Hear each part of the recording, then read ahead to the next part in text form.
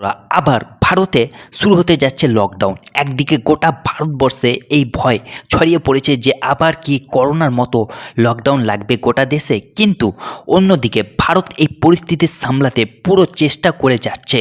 আর গত 24 থেকে 48 ঘন্টায় আমেরিকা এবং ইসরায়েলি হামলার মধ্যে পরিস্থিতি এতটাই খারাপ হয়েছে যে এখন এটা শুধু একটা আঞ্চলিক যুদ্ধ নয়, একটা গ্লোবাল সংকট হয়ে উঠেছে। আর এরই মধ্যে বিশ্বের অনেক দেশ ভীষণভাবে ক্ষতিগ্রস্ত হয়েছে, তার মধ্যে ভারতও রয়েছে। অন্যদিকে ভারতের ফরেন পলিসি নিয়ে প্রশ্ন তোলা লোকদের মুখ বন্ধ হতে চলেছে। এখন সবচেয়ে বড় প্রশ্ন হলো, কি সত্যি লকডাউন লাগতে পারে? কি আবার সেই একই রাস্তায় চলছে বিশ্ব, যেখানে সব কিছু বন্ধ হয়ে যাবে? উত্তরটা একটু আলাদা। এটা কোভিডের মতো লকডাউন হবে না, কিন্তু যে পরিস্থিতি তৈরি হচ্ছে সেটা কোনোভাবেই কম বিপজ্জনক নয়। কারণ ভাইরাস নয়, শক্তি সংকট। আর এই শক্তি সংকটই পুরো বিশ্বের গতি কমিয়ে দিচ্ছে। একটা বড় ডেভেলপমেন্ট সামনে আসছে। ভারত চুপচাপ তামাশা না দেখে পুরো পরিস্থিতির মনিটর করে প্রস্তুতিও নিচ্ছে। এর জন্য এগিয়ে যাওয়ার আগে ভিডিওটি লাইক করে চ্যানেলটিকে অবশ্যই সাবস্ক্রাইব করে নিন।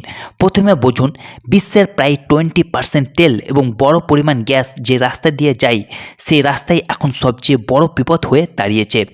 জাহাজ চলাচল বন্ধ হচ্ছে, ইন্স্যুরেন্স কোম্পানিগুলো হাত তুলে নিচ্ছে, আর অনেক জায়গায় শিপিং পুরোটাই প্রভাবিত হয়েছে। এর সরাসরি প্রভাব পড়েছে সাপ্লাই চেনের ওপর।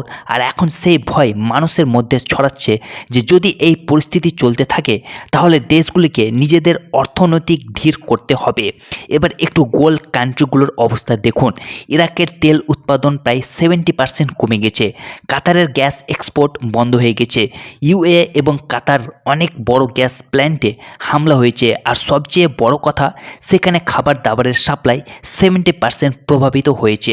আর দাম 40% থেকে 120% বেড়ে গেছে।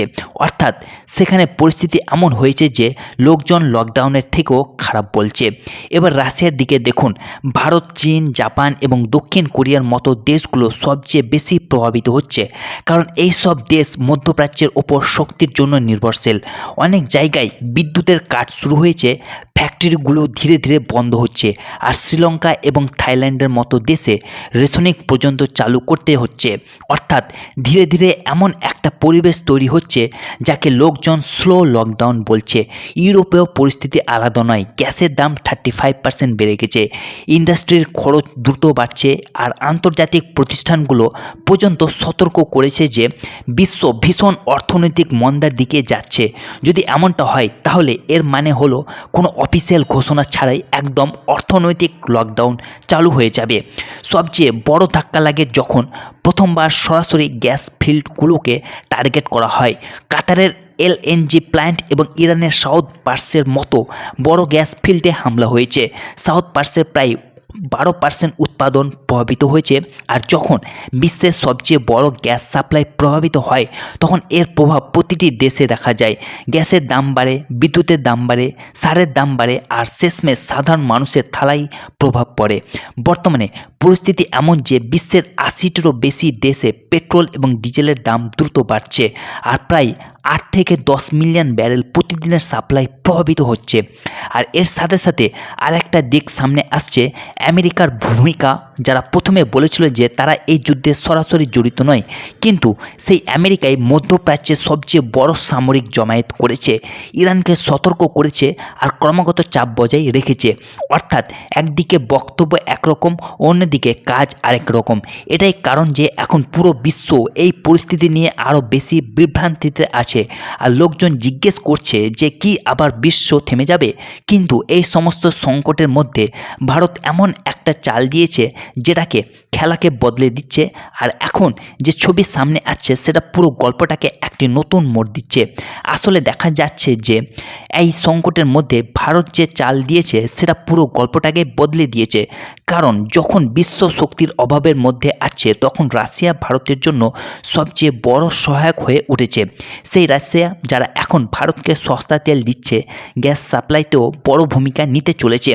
আর খবর বলছে যে রাশিয়া তাদের অনেক বড় ট্যাঙ্কার যেগুলো আগে চীন এবং অন্য দেশের দিকে যাচ্ছিল সেগুলোকে ভারতের দিকে ঘুরিয়ে দিচ্ছে। রাশিয়া কোনো ছোট খেলোয়াড় নয়, বরং বিশ্বের সবচেয়ে বড় গ্যাসের ভাণ্ডারের মধ্যে তার নাম আছে। আর এখন সেই সুযোগের ব্যবহার করে ভারতের সাথে সম্পর্ককে আরও মজবুত করতে চাইছে। আপনাদের মনে থাকতে পারে ইউক্রেন যুদ্ধের আগে ভারত রাশিয়া থেকে বড় পরিমাণে গ্যাস কিন্তু ইউক্রেন যুদ্ধের পর যে পশ্চিমী নিষেধাজ্ঞা লাগে সেগুলো রাশিয়ার পুরনো ডিলগুলোকে বন্ধ করে দিয়েছিল। কিন্তু এখন রাশিয়া এর নতুন রাস্তা বের করেছে যেখানে ডলারের বদলে অন্য মুদ্রায় বাণিজ্য করা হবে। ভারত এতে গুরুত্বপূর্ণ ভূমিকা পালন করছে। এখন প্রশ্ন হলো এই গ্যাস ভারত পর্যন্ত কিভাবে পৌঁছাবে। এর জন্য রাশিয়া তার আর্কটিক প্রজেক্টগুলোর ব্যবহার করছে যেখান থেকে গ্যাসকে নর্দার্ন রুটের মাধ্যমে এশিয়ায় পাঠানো যাবে।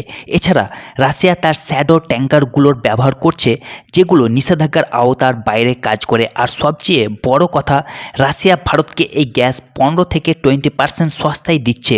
এটাই কারণ যে ভারতের জন্য এই ডিল একটা সঞ্জীবিনী থেকে কম নয়, কারণ ভারত তার গ্যাসের বড় অংশ গোল্ড কান্ট্রি থেকে আনে আর সেই অঞ্চল এই সময় সবচেয়ে অস্থির।